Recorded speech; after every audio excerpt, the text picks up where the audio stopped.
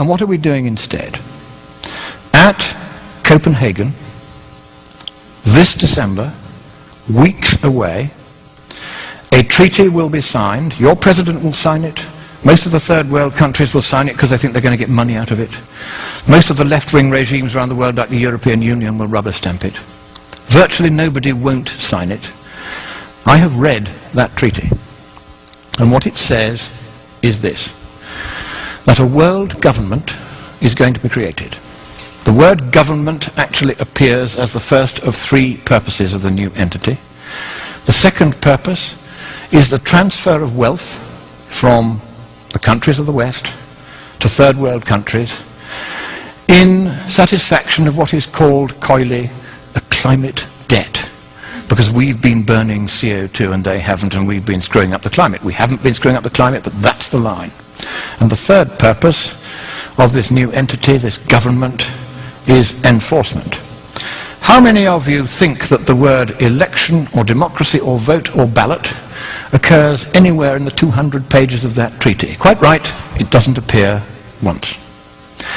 So at last, the communists who piled out of the Berlin Wall and into the environmental movement and took over Greenpeace, so that my friends who founded it left within a year because they'd captured it.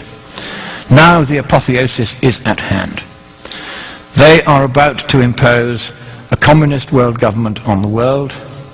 You have a president who has very strong sympathies with that point of view. He's going to sign. He'll sign anything. He's a Nobel Peace Laureate. Of course he'll sign it. And the trouble is this: if that treaty is signed, your constitution says that it takes precedence over your constitution.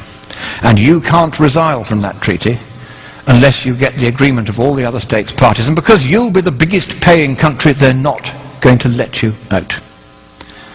So, thank you, America. You were the beacon of freedom for the world.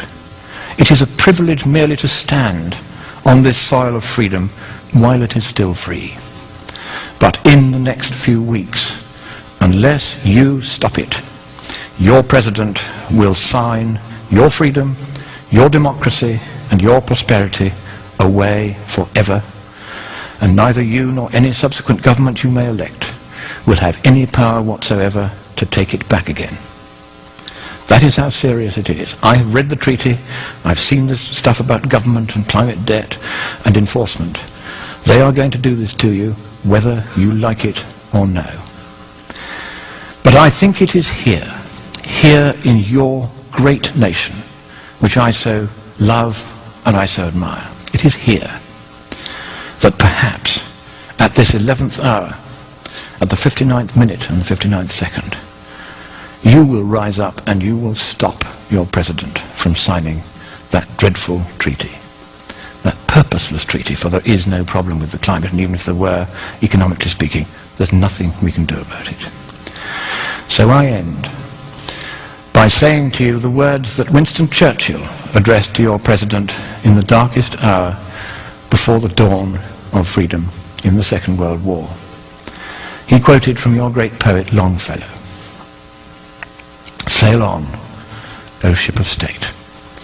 Sail on, O Union, strong and great. Humanity, with all its fears, with all the hopes of future years, is hanging breathless on thy fate."